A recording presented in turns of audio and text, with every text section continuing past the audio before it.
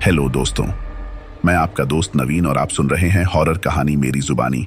दोस्तों, आज की हमारी कहानी उत्तर प्रदेश के रहने वाले एक लड़के की है जिसका नाम रमेश है। तो चलिए अब यह कहानी रमेश के पॉइंट ऑफ व्यू से सुनते हैं। लेकिन कहानी को शुरू करने से पहले बस मैं आपसे यह कहना चाहता हूं कि अगर आप पूरी कहानी सुनेंगे तो आपको बहुत मजा और डर का एहसास होने वाला है। और आप पहली बार हमारे इस चैनल पर आए हैं तो चैनल को अभी सब्सक्राइब कर लीजिए और वीडियो को लाइक करें। यह छोटा सा सहयोग मेरे लिए बहुत महत्वपूर्ण है। तो ज्यादा समय ना लेते हुए जल्दी से अपनी कहानी को शुरू करते हैं। आज की कहानी एक वास्तविक घटना से प्रेरित है।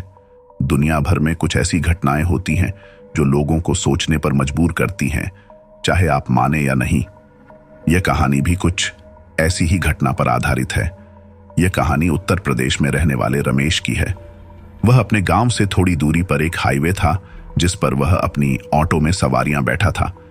लेकिन सभी ऑटो चालक रात के 9 बजे तक उस राजमार्ग पर रुकते थे और 9 बजे तक सभी ऑटो चालक वहां से निकलकर अपने घरों को चले जाते हैं। हालांकि उसके 1 घंटे बाद 10 बजे उनके पास अच्छी सवारी मिलती, लेकिन इतना जानकर भी वे सभी ऑटो को 9 बजे घर ले जाते। कहानी शुरू करते हुए हम 10 बजे वाली सवारी छोड़कर क्यों अपना ऑटो ले जाते हैं दोस्तों। आज से लगभग 25 साल पहले उत्तर प्रदेश के एक छोटे से गांव में एक व्यक्ति रमेश रहता था। रमेश एक गरीब परिवार से बिलोंग रखता था और अपना ऑटो चलाकर अपनी बीवी और 2 बच्चों को पाल रहा था। वह अपने घर में अपने बूढ़े माता पिता और अपनी पत्नी के साथ रहता था। वह सिर्फ अपना ऑटो चलाता था और अपनी कमाई से अपने घर को चलाता था। लेकिन रमेश की कमाई से उसका घर चल नहीं रहा था। वह जिस गांव में रहता था उससे थोड़ी दूर पर एक हाईवे था जिस पर एक ऑटो रिक्शा स्टैंड था। वह सुबह 7 बजे अपने ऑटो रिक्शा लेकर 7 दिन चलाता और 9 बजे अपने गांव को लौट जाता था। वह हाईवे से सवारियां उठाता था और रेलवे स्टेशन पर उतरने वाली सवारियां ही अपना ऑटो रिक्शा चलाता था। रमेश को अपने घर की स्थिति देखकर बहुत परेशान रहता था, क्योंकि वह सोच रहा था कि मैं सुबह से शाम तक अपना ऑटो चलाकर भी अपने घर को अच्छे से नए चला रहा हूं। वह सिर्फ इसी विचार से बहुत परेशान था। एक दिन रमेश ने सोचा कि 9 बजे के बाद 10 बजे की सवारियां भी उठाऊं, क्योंकि इससे मुझे अधिक पैसा मिलेगा और मेरे घर की परेशानी भी कम हो जाएगी। इसलिए रमेश ने अपनी पत्नी से कहा कि 10 बजे की सवारी को भी अपने ऑटो में बैठाकर उनकी घर पर छोड़ कर आऊंगा। उसकी पत्नी ने यह सुनकर 10 बजे की सवारी छोड़ने के लिए इनकार कर देती है, क्योंकि उस हाईवे पर एक चौराहा था जिसे लोग भूतिया चौराहा या भूतिया जगह भी कहते थे, जहां रात 9 बजे से कुछ अजीब घटनाएं शुरू हो जाती थीं। डर से ऑटो रिक्शा वाले अपना स्टैंड छोड़कर घर चले जाते थे। लेकिन रमेश सोच रहा था कि रात के 10 बजे उसी हाईवे के पास ही एक रेलवे स्टेशन पर एक रेलगाड़ी आती है और 10 बजे वाली रेलगाड़ी से निश्चित रूप से कोई सवारी उतरेगी जो अपने पते पर पहुंचने के लिए कुछ ज्यादा पैसे भी देगी, क्योंकि उस समय सवारियों को कोई ऑटो नहीं मिलता जिसे देखकर सवारी ऑटो वाले को ज्यादा पैसे देगी। बस इसी विचार से रमेश चाहता था कि 10 बजे की सवारी उठाकर उनके स्थान पर पहुंचाकर अपने घर वापस लौट आऊंगा, जिससे मुझे कुछ ज्यादा पैसे भी मिलेंगे और मैं अपने घर गुजारा भी ठीक ढंग से चला पाऊंगा। इस सोच से रमेश ने अपनी पत्नी को 10 बजे की सवारी के लिए मना दिया।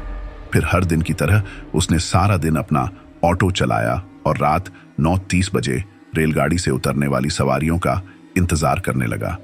वह अपने आसपास की ओर देख रहा था और यह देख रहा था कि हाईवे का वह चौराहा जहां ऑटो स्टैंड बना हुआ है इतना शांत था कि वह अपनी सांसें और धड़कनें भी महसूस कर सकता था। अब उसने अपने घड़ी में समय देखा और देखा कि 9:40 हो चुका था। उसका डर भी बढ़ता ही जा रहा था। वह कुछ देर तक सोचता रहा कि क्या मैं इस ऑटो स्टैंड वाले चौराहे पर रुककर कोई गलती तो नहीं कर रहा था। फिर से उसके मन में एक विचार आया कि मुझे जल्दी ही कोई सवारी मिल जाएगी जिसका साथ भी मिलेगा और उस सवारी को लेकर इस सुनसान हाईवे के इस सुनसान चौराहे से भी कहीं दूर चला जाऊंगा। बस इतना सोच रहा था कि अचानक पीछे से किसी ने इसके कंधे पर टैप किया। वह घबरा गया और पलटकर देखा तो एक औरत आई और कहा कि देखिए, क्या आप मुझे मेरे पते पर छोड़ सकते हैं। रमेश ने उस महिला की बात सुनकर देखा कि 10 बजे वाली ट्रेन आ चुकी है और यह महिला भी उतरेगी। उन्होंने उस महिला से कहा कि मैडम, उचित रूप से छोड़ देंगे और आपको कहाँ जाना है इस पर। वह महिला ने कहा कि मुझे अपने डाक बंगले पर जाना है। उस महिला की बात सुनकर रमेश हैरान रह गया और कहा कि डाक बंगला कौन सा है? मैंने पहली बार आज इस जगह का नाम पहली बार सुना है। फिर महिला ने कहा कि आप ऑटो स्टार्ट कीजिए, मैं आपको बताती रहूंगी। रमेश अपना ऑटो चालू करता है और उसी बताए गए रास्ते पर चल पड़ता है। फिर कुछ समय बाद वो महिला ने कहा कि यहां से दाएं की ओर चलो। रमेश ने कहा कि मैडम, जिस तरफ आप मुझे मुड़ने को कह रहे हैं उस तरफ एक सुनसान जंगल की ओर जाने का रास्ता है। जवाब में महिला ने कहा कि हाँ, मैं जानती हूं, लेकिन मैं जिस पथ पर जाना है वह इसी तरफ है। फिर रमेश अपने ऑटो को उसी सुनसान दाएं की ओर ले जाता है, परंतु कुछ ही समय बाद वह इस रास्ते पर चलते हुए मन ही मन थोड़ा सा डरने लगा, क्योंकि वह पहले भी दिन में यहां आ चुका है। परंतु जाने क्यों रात के समय यह रास्ता बिल्कुल अलग दिखाई दे रहा था। यह भयानक सा वीरान और सुनसान रास्ता पर आगे बढ़े ही जा रहा था। फिर कुछ समय बाद जंगल वाला रास्ता भी शुरू हो जाता है, जिसे देखकर लगता था कि इस भयानक रास्ते पर कभी कोई इंसान भी नहीं आया होगा। जब वह इतना सब देख ही रहा था तो पीछे बैठी औरत ने कहा कि रुको, मेरा डाक बांग्ला आ गया। फिर रमेश भी अपने ऑटो को रोक देता है, क्योंकि अब वह अपने हाथों की आवाज, धड़कनों और सांसें भी महसूस कर रहा था।